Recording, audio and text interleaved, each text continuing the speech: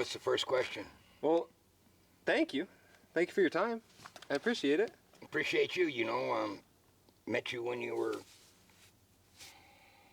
Yeah. a little boy, and when your dad and mom just got the farm up there on Rock Creek. I Yep. think it's Rock Creek. Yep. And you were raised in a good way. Yep. You were raised with clean water and a kind situation. Yep. And not everybody gets that chance. Yep. Regardless of how your life or their lives turned out, you got the fundamentals. Yep. Where were you born? I was born in Santa Barbara, California. Uh-huh. You spend most of your upbringing there? No, I lived there for 2 months, and my grandfather, on my mother's father, they had 4 ranches in Arizona. One of them was 73 sections at 73 square miles. And then they had one at Pine Top on the White Mountain Indian Reservation. They had 40 acres next door, and he'd summer his cows up there. Yeah. And then he had 2, one in Buckeye and one in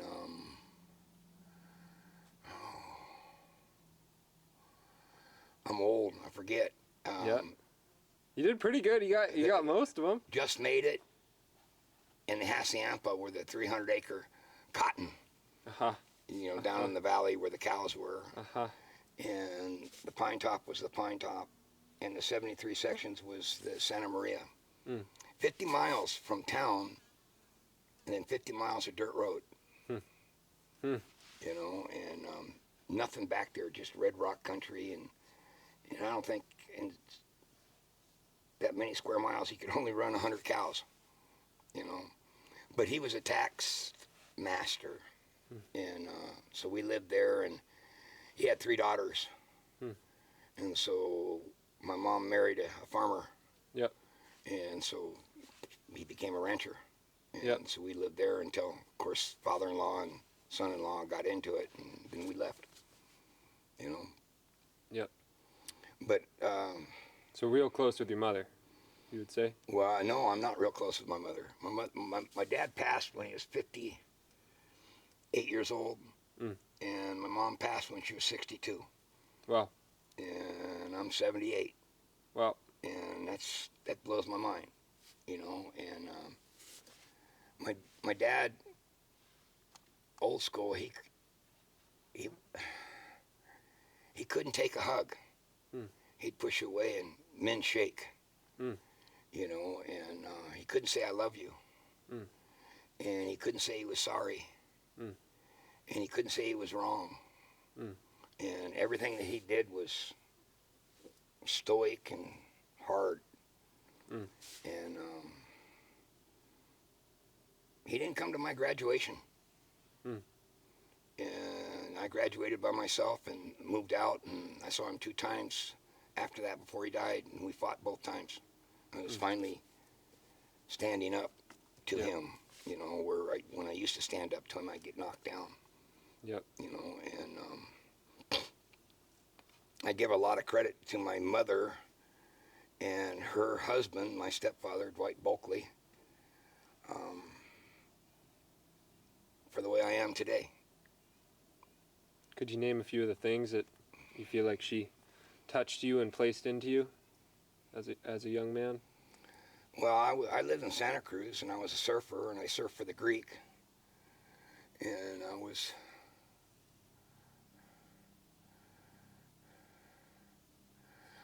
I needed to get down there to Huntington Beach. And I was 17 or 18 years old. 17, I think.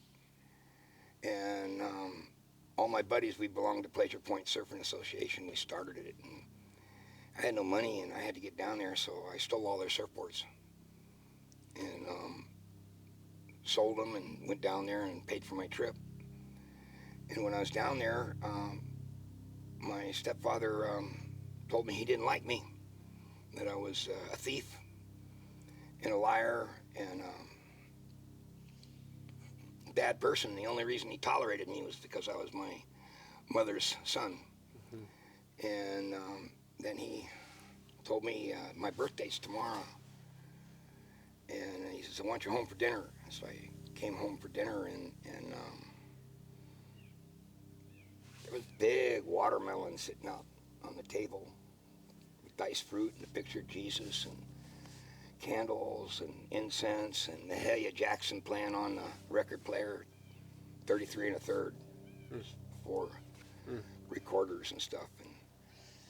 And he brought out a chalice of wine, and he told me to drink this elixir, and the whole world will come to me and dwell in commonwealth. And then my mom gave me a mask and a pill in a glass. The pill was Thorazine.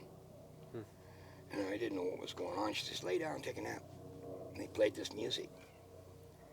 And I drifted off into the Netherlands. It's like 1965 or 66, right before they made LSD illegal. And I had a profound experience. Talked to God, talked to Jesus, got a conscience, and saw everything that I ever did in my life that was bad just right there in front of me. I had to go through all of it. And I had to learn to look at this stuff and admit that that's what I did. And it was all inside my projector scope, inside my third eye. And I was raised a Catholic. And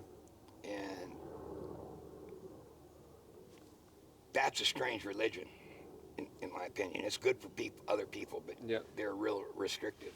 Yep. And I left them. And during that experience, they put on this music called Vanilla Fudge, Ticket to Ride. And I had this visual of a train in space on tracks, an old choo-choo train, steam and smoke and whatnot. And I was raised to believe that the soul was identifiable as a chewed-on, spit-out black olive pit. A little football with blackness all around it, full of sin. Yeah. And in the window of this train, there was all these olive pits. And they were floating in the window. And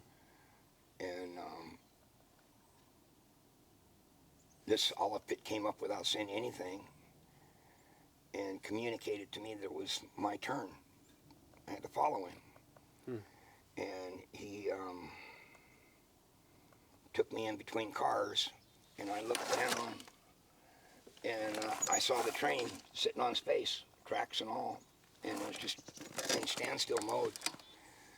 And I turned around, and that conductor olive pit was gone, and it was just me. And a red carpet, way out into deep space. Yep. And then my peripheral vision started picking up delicate, sacred, gossamer webbed winged angels singing hallelujah.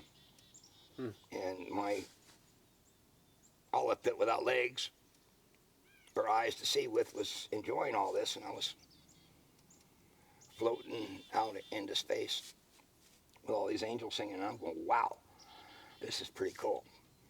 And got to the end of the carpet, and it was 3 steps up, and there was Jesus out there.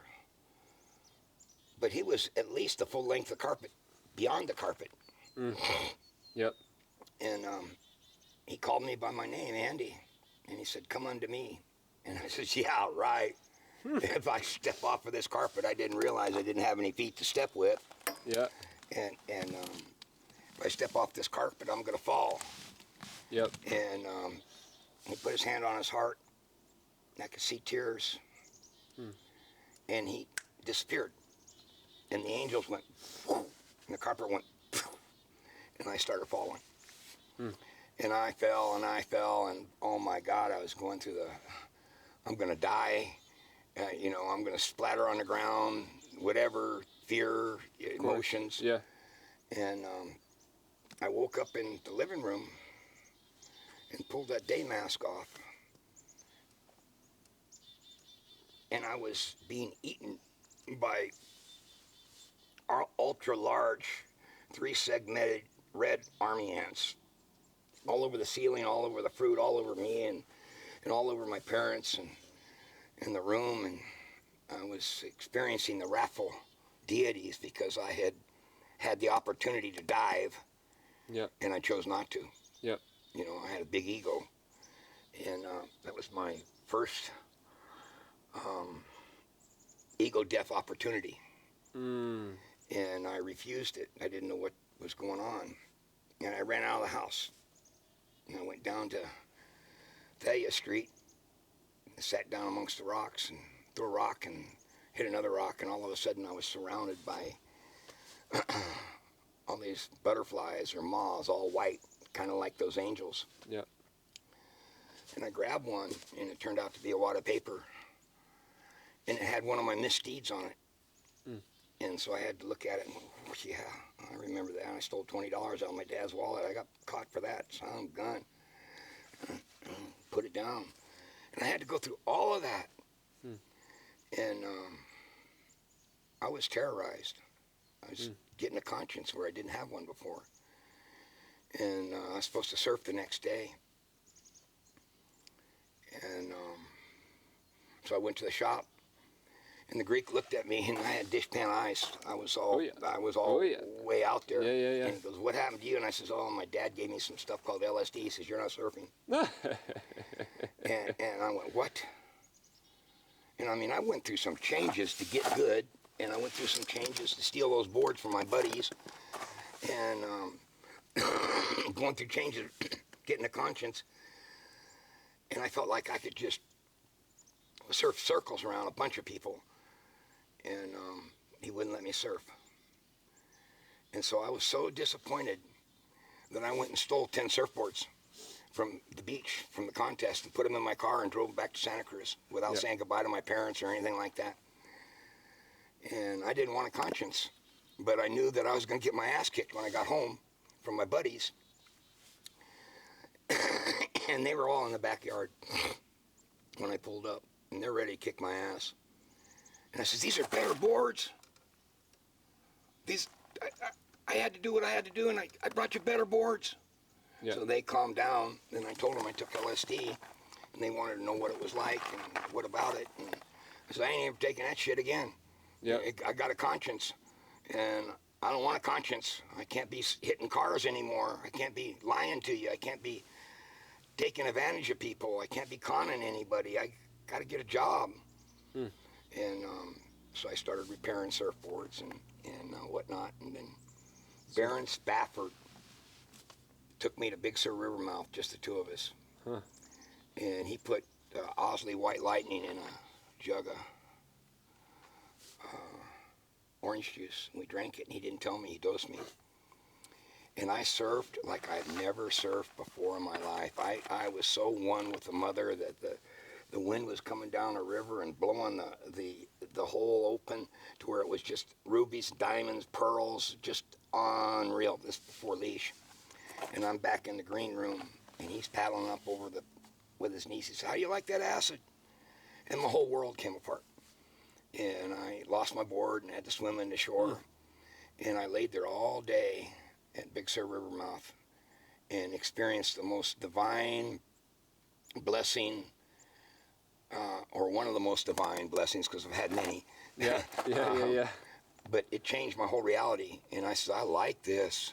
And I got a conscience, and I found out what love was, and it changed my world. It rocked my world. Why do you think you grew up without a conscience? Why do you think whenever you were born and you were a young I was man... 7 years old in Cincinnati. Yeah. I lived in Mount Washington. I had no direction. My dad was gone all the time. And I'd go to the railroad tracks and jump on the train and take it into town. I had a switchblade. I had pointed shoes. I had duck hair and stuff. And probably 10 years old. And there was a convertible. And it was Christmas time. And it had a back seat full of buckets of booze. And I ripped the convertible top with my knife and stole a bucket and sat underneath the bridge and drank it. And got busted for shoplifting and shillitoes and stuff like that, and put in harm's way, putting in the juvenile hall, and I didn't like my dad. I didn't like my mother. I didn't like my sister. You know, my sister tried to drink Drano one night, you know, and tried to commit suicide when she was 13 or 14. And life wasn't good for me back in Ohio. So you were just rebelling, giving the finger to everyone around you. Yeah, yeah. And that moment on the Big Sur beach, that was a moment for you where you feel like you turned it around? Yeah. Well, I turned it around when Dwight gave me that first dose. Yep. But I didn't know it. Yep. I had to go a year fighting myself. Yep. And my conscience. Yep. You know, and stuff like that. But the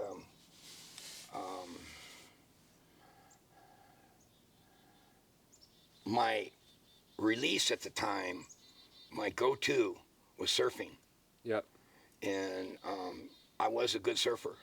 Yep. And that's how I let go. Yep. Was through surfing and communication with the mother. Yep. You know, nature had a lot to do with it. I've ate a lot of LSD and peyote and other things that were all psychoactive that led me to finding love and wanting to share that. You ever heard of Scrooge McDuck? That one sounds more familiar. Scrooge McDuck was Donald Duck's uncle. Uh-huh. And Gyro Gearloose was Donald Duck's uncle's brother. Uh-huh. And Scrooge McDuck had a money bin. And Gyro Gearloose was an inventor of crazy ideas. And Donald Duck was his nephew, and then he had Huey, Louie, and Dewey, or whoever. And, but whenever I get wiggy, I go back to those fun times, you know, and I really liked Gyro Gearloose. And I liked Thumper in Bambi. You know? Yeah. And Pepe Le Pew, you know, when his heart would stand out, he was after that cat, you know. Yeah. And I relate to that sort of stuff. You know, I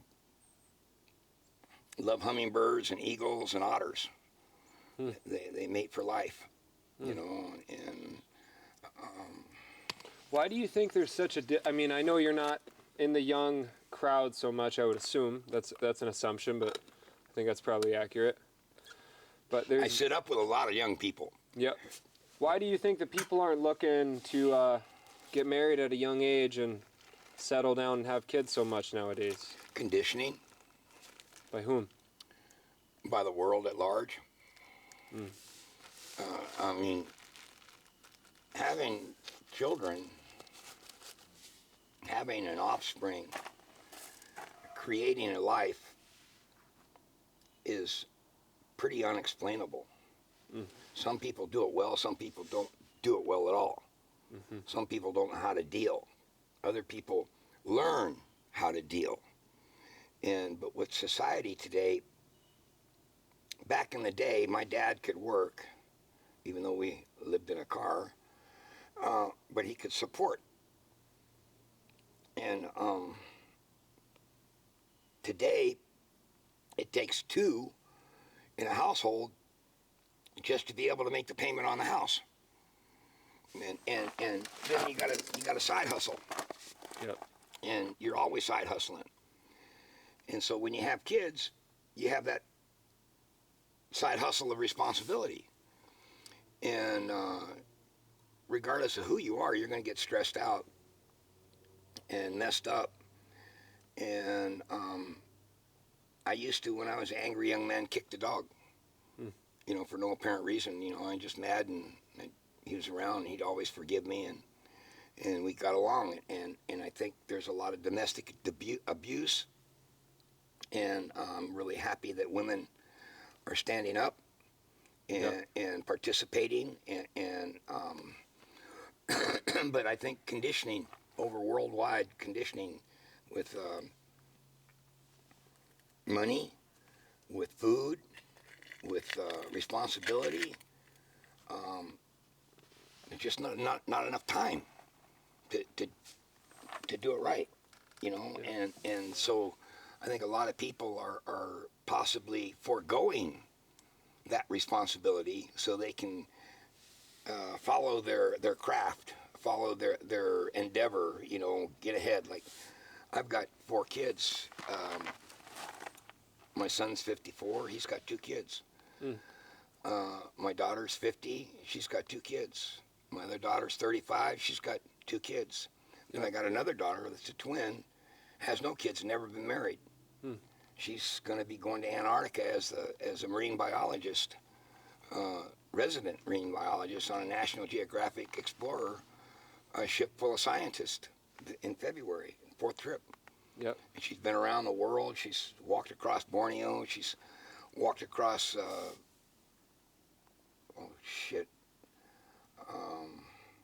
where's Argentina? Argentina, Peru, Chile, Yep. and then flown to Hawaii and swam with whales and for NOAA, and then they put her out on an island 800 miles past Kauai. Mm-hmm. You know, it's called Pearl Hermes for 40 days at 40-foot altitude with no trees, out in the middle of the damn ocean. You know, just she walked across Mendenhall Glacier. She happy? If you're single and you're making any kind of money, you better get out of her way. She'll get after you, you know, because she's always gone, and so while in port, you know, and but I think she wants to have kids, and I think she wants a steady life. All of her siblings have it, but she put herself through school and never asked for a dime. All of my kids have, you know, and Except for her. All your kids have asked for something except for her, is no, what you're saying? all my kids have gone out and put themselves through school. They got a work ethic. Yep. They don't have their hand out. How'd you teach that? Did you do that on purpose, you and your wife?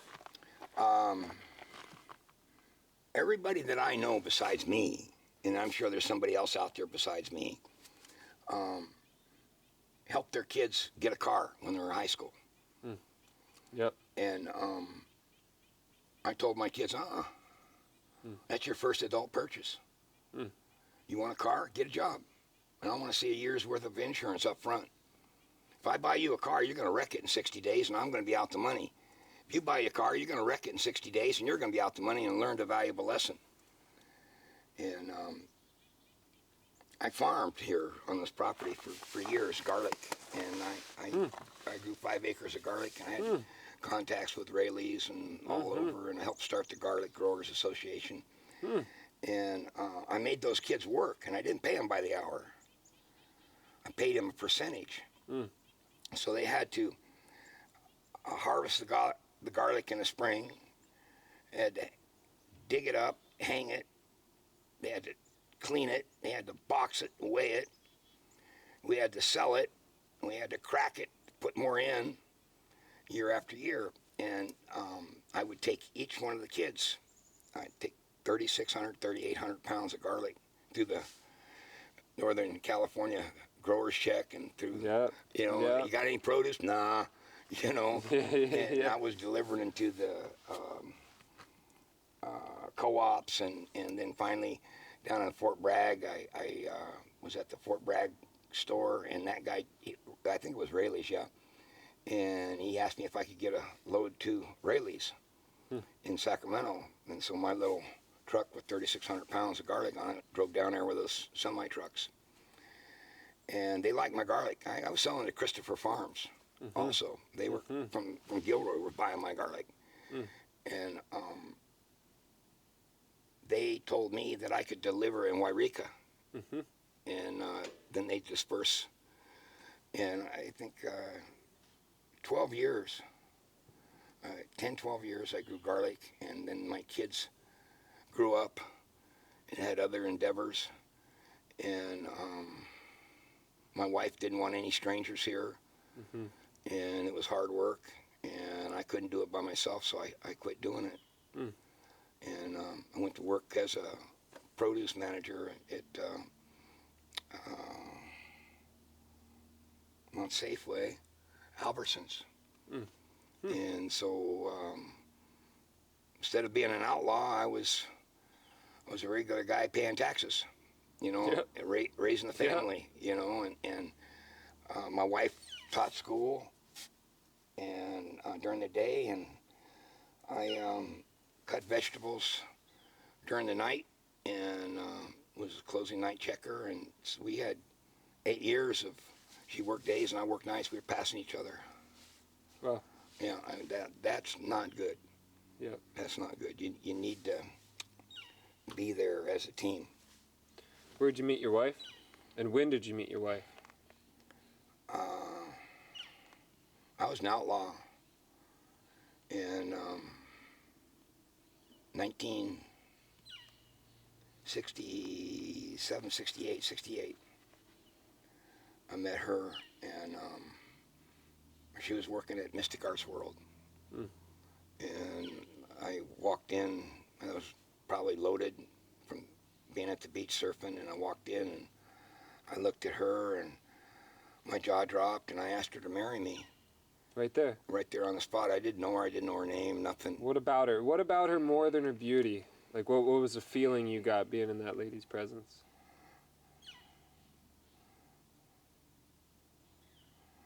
Well, I was a dipshit whore. I mean, you know, women were to conquer, and, you know, once you conquered them, then you left them. Mm. And during that time, there was a lot of shit going around that you didn't want. Yep. And free love and all that stuff.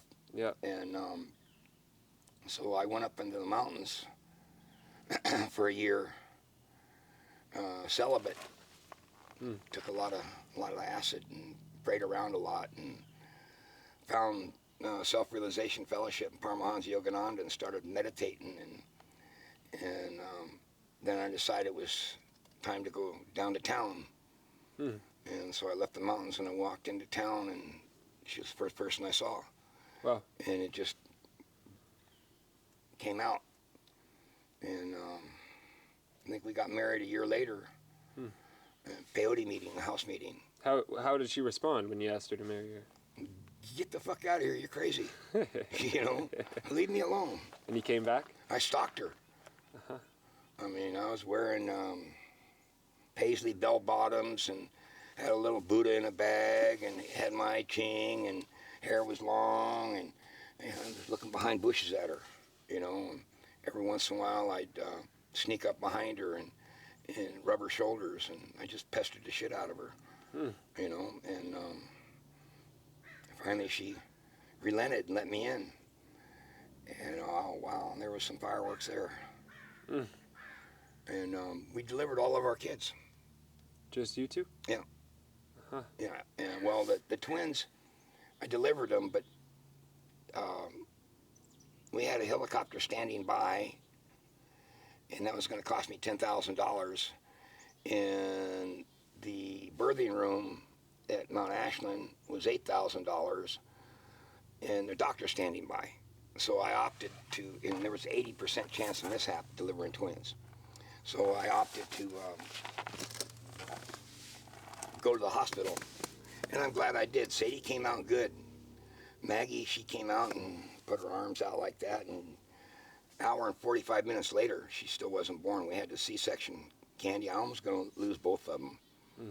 And but I got to bond with both of them before she did. You know, and so I got a really tight rapport with my girls. You know, and yeah, and they've lived here their whole life. Yep. You know, next year will be 50 years here. Wow. Yep. Do you recommend that 1 year of celibacy for young men out there?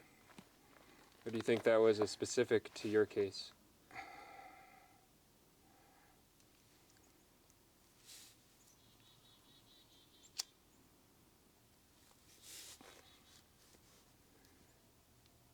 That's a hard one.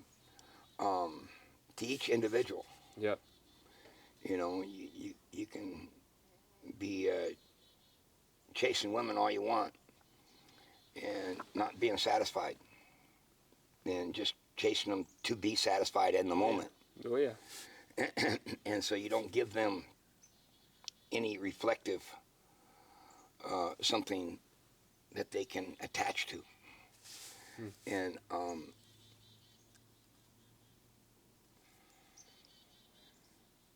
regardless of your gender, I'm having a hard time with woke and who, we, hi, whatever pronoun, this, that, the other thing. You know, I believe I'm with you there.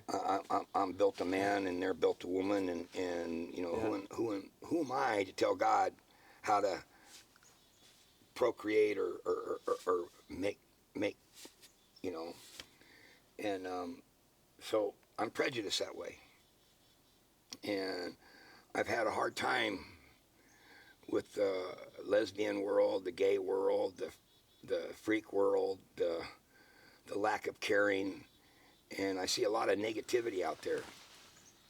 And the whole world, you know, I mean, you got global warming, you got people crying in floods, and you know,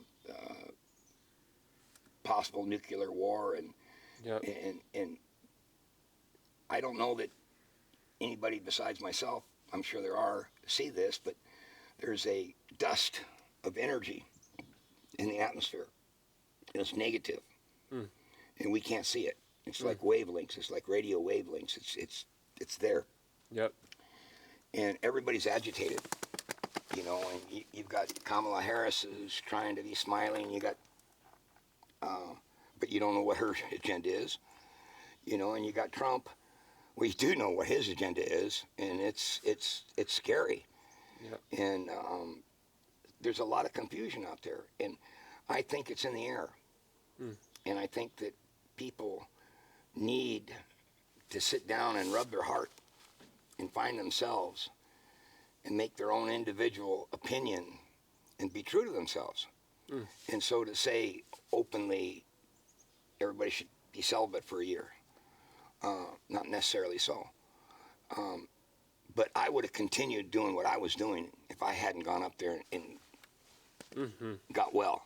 Yep. Mentally, emotionally, physically, and doctor told me if I kept at it, I'd never have any kids. And this has always been my dream, to be a good parent, to supply good water, good earth, good vibes, a home, a roof, not a car, you know, and a set of parents. Since when you were 7, or when did that? That all happened after I ingested and got a conscience. Before that, up until 17, I wasn't fit to be around. I could have been, even 17, 18, 19, I could have gone to jail. Yeah. You know, and been in trouble. Yeah. And I did. Yeah. And I got out of it, and I was blessed. And I love you this much is my credo. Is, you know how much I love you this much. And that's me. You know, whether I'm really feeling it at the time, I'm going to say it anyway. Yeah. Because I need to remind myself all the time. You know, that's the one mantra. You know how much I love you this much. That's the one thing that keeps me centered. You know, and I highly recommend, if you got a problem, rub your heart, love on yourself. Could you give me that backstory that you were giving me over there about your practice whenever you feel stressed, what you do? There's this fella, Paramahansa Yogananda, I really appreciate. He's got a book called Autobiography of a Yogi. And somewhere in there, I gleaned that you can go to any church, any country, any language, and pray to your God the way you pray, because it's a house of God and there's one God. And somehow I can't really remember, but somehow I was led to rub my heart when I was stressing. And I was really stressing. I was going to go to jail or something. And I rubbed my heart, and I kept saying, God, Father, Creator, Giver of all life, guide me in everything I think, say, and do. For with you I am all things. Without you I am nothing. I love you, I love you, I love you. I am a light. Creator God shines through. He and I are one, not two. I need not fear, nor doubt, nor plan, for he needs me now just as I am. So if I stay relaxed and free, he'll carry out his plan for me. And the only thing I could come up with was, I love you, I love you. And then one day I realized that I was saying the words, I love you, and my hand was rubbing my heart. And then this little light popped up. Well, you must be God loving on yourself. And it all just gelled. It all just, with that thought. And so right and wrong, up and down, black or white, inside or out, I don't have to think anything. All I have to do is act consciously, without effort, loving Creator. And I know that whatever, if I'm loving Creator, the moment I'm doing something, it's going to be okay. I'm not going to be collectively creating karma for myself, or hurting anybody, or lying to anybody, or stealing from anybody, or any of that. I'm just going to be loving Creator, because that's what Creator is you can't really say what Creator is, you know, but that's my interpretation. Yeah. You know, it's so much love, you know, and I don't know. Would you say that there's a lack of God in our world today, in comparison to when you grew up? I don't have room for the devil. They say the devil's out there, a little orange, red guy with a pitchfork and a little angel and all that good shit. If you continuously, with each breath that you take, think God love, there's no room for the devil. There's just one power. And everything else is hallucinated, self-created bullshit. Literally stomp on it, throw it out of your life, don't have it around, don't no pentagons, nothing, anything that's negative, you know, no Ouija boards, no Halloween, you know, no, none of that. Yeah. You know, candles and incense. Yeah. Some good herb, you know, and a good prayer, you know, and always have Creator in mind to guide those thoughts. Like when people sit up in the teepee, they go in that teepee and they take a tobacco in the morning, and they're saying it's a verbal contract that you're going to sit up all night, you're not going to leave, you're not going to abandon this prayer, and that you're going to stay in there, and you're going to help the sponsor of the prayer. Yep. And when you do that, you can pray for yourself, you can pray for your family, you can pray for your kids, you can pray for your sick auntie, you know, you can pray for somebody that's passed, you can pray for the world out there in Tennessee that's drowning right now, you know, and that's an opportunity. Yeah. And then you see these little miracles happen, and by ingesting these thoughts, these kind ways, you slowly become aware of who you are, and you start to change, and you start to be a better person. A lot of people go in that teepee just to eat the medicine and come out and continue to be the way they are. You know, but you go in that teepee and you get well, you're going to come out and there's going to be people in that teepee that you don't know, that you're going to want to hug like your mom and your dad. You know, because they shared that, what you were going through. And that brings people together. That helps people. They understand that there's other people out there that are suffering as much, if not more. You know, and the empathy, the I don't know how. Hmm. I can get winded, you know, and go on and on and on, and I don't mean to. I don't know how this is going to turn out. You know what I mean? You came over here out of the blue, Yeah. and I don't normally do anything like this. Yeah. And I'm just unloading. And Why'd you say yes? Huh? Why'd you even say yes to me coming over? Because I'll say this man, he said that he doesn't even give out his gate code to most people. And I've met him once. As a man, I've met you once. Let me put it that way. You know,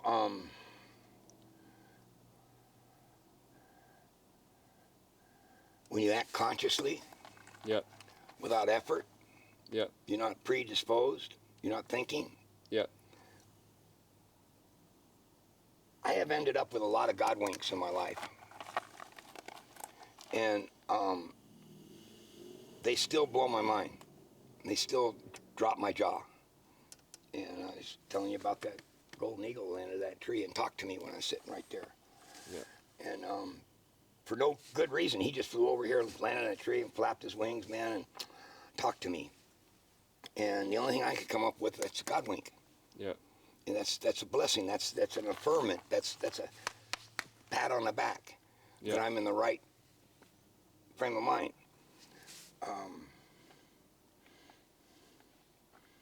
What was the original question? My question is, why'd you say yes to a young man that you don't know coming over and offering you a little bit of work in exchange for a story on camera?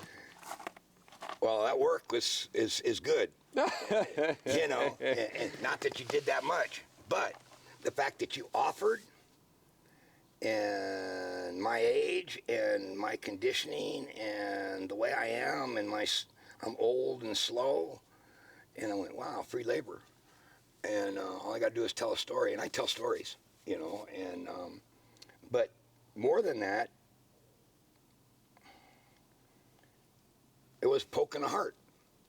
Mm.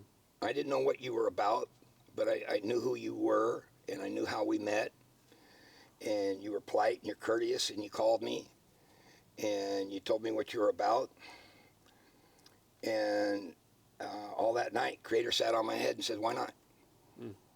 And I'm trying my very level best, and I'm fallible. I fuck up, and I make not necessarily mistakes, but I have mishaps. Yeah. Mistake means that I'm not responsible. Mishap means it happened. Mm. Like there's no accident. Accident means I'm not responsible. Mm. But a mishap means it happened. Mm. And we're responsible for everything that happens in our lives. Yeah. Whether we believe it or not, man, you know, just innocent thought, you know. And so you don't want to swallow any of your stress. You want to kick it out. Mm. You know, so you rub your heart and you love your Creator and you don't swallow your stress. If you swallow your stress, 24, 48, or 24, 36, 48, circadian rhythm, Yep. something will happen.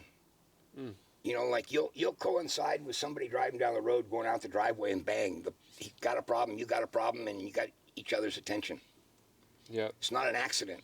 Yep. You guys programmed intuitively to do that shit.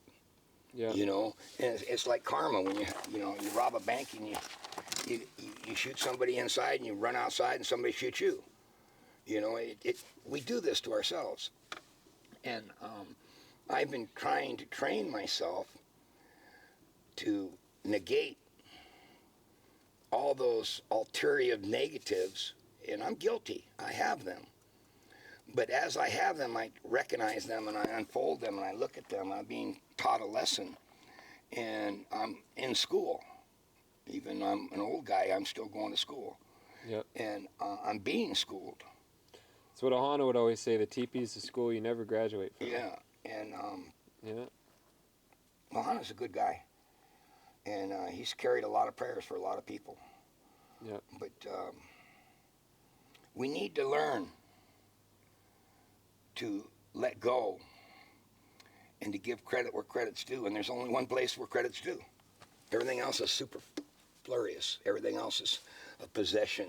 You know, everything, you know, I've got a tractor, and I got a grape arbor, and I got some bamboo over there, and I got a sauna, and stuff like that. Those are all ideas that came to my head that manifested by having that idea.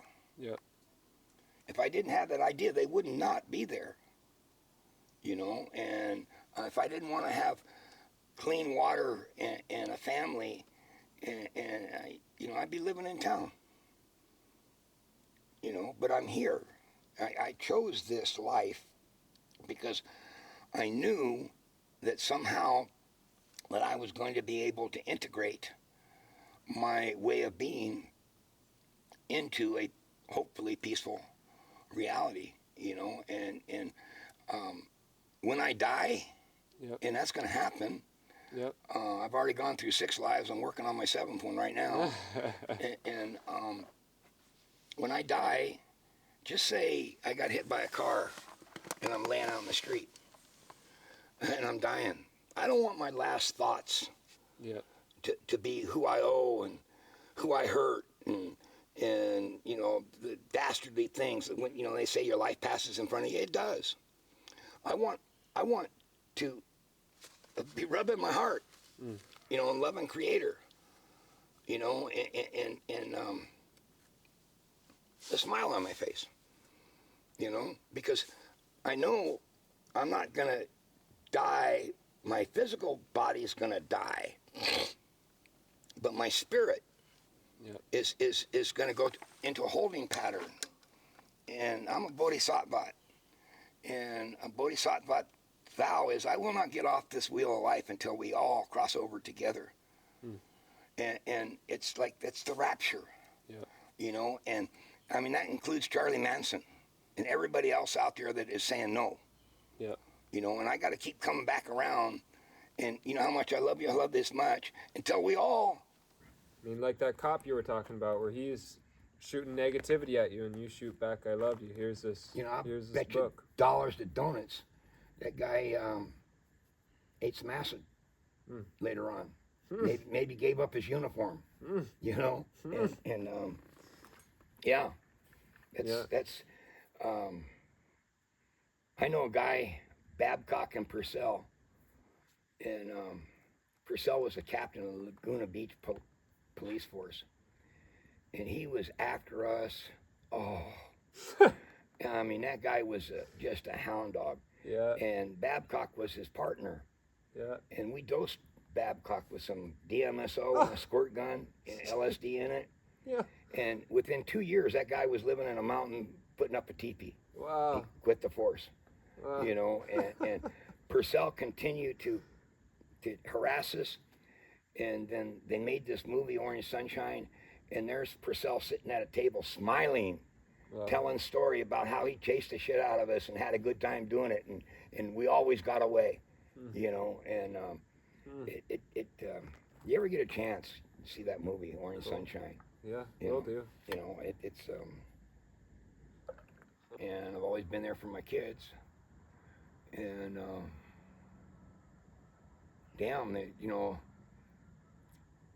when I crushed my pelvis and I was paralyzed in the hospital for a month, I weighed 300 pounds and had a 40-inch waist.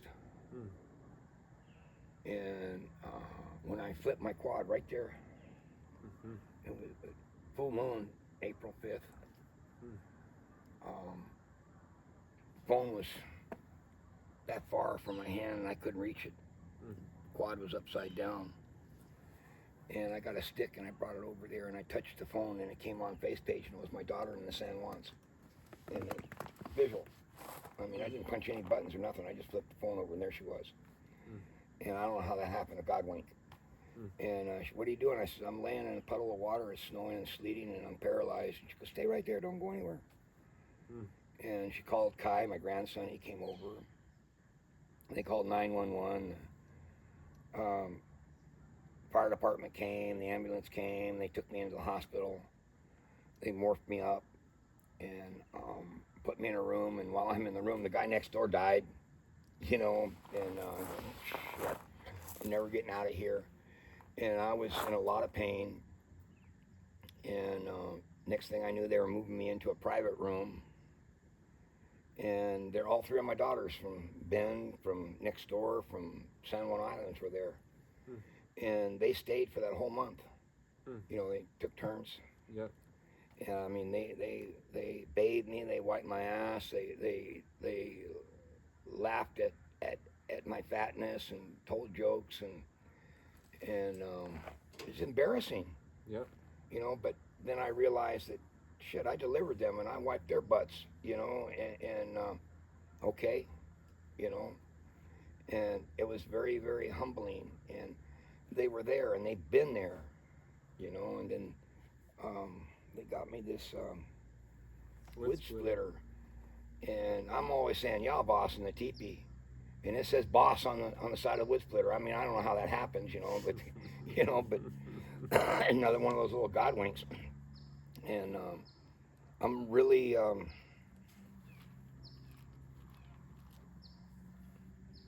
really blessed. Yep. You know, and I don't think I'm a greed dog.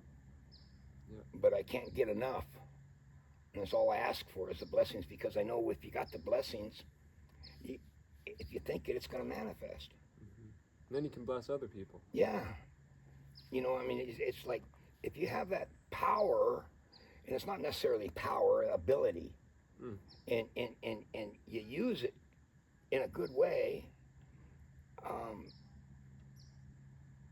you call me up and say, "Hey, can I talk to you?" And I say, "Yeah, okay." And I don't know nothing. Yep. You know, but this is just me. Yep. You know, and so what you're doing here with this conversation and stuff like that,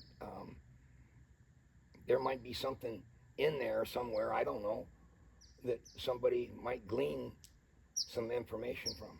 That's why I do it. You know, and karmically, God bless you. You know, let him sit on your heart and rub your heart, and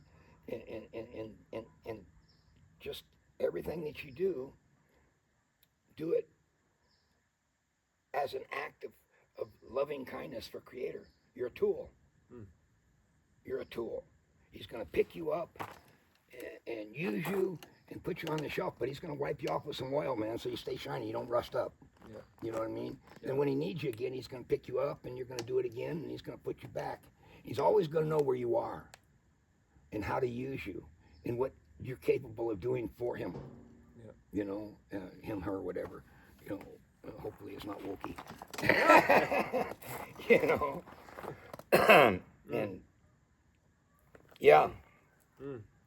Yeah. Well, speaking of being a tool, I'd love to use the last bit of light to get some of that wood stacked up for you. Well, so you go head on, and thank you, Andy. I'm gonna follow you over there and see if I can scoop up a load with the tractor to get it closer, so we don't have to throw it.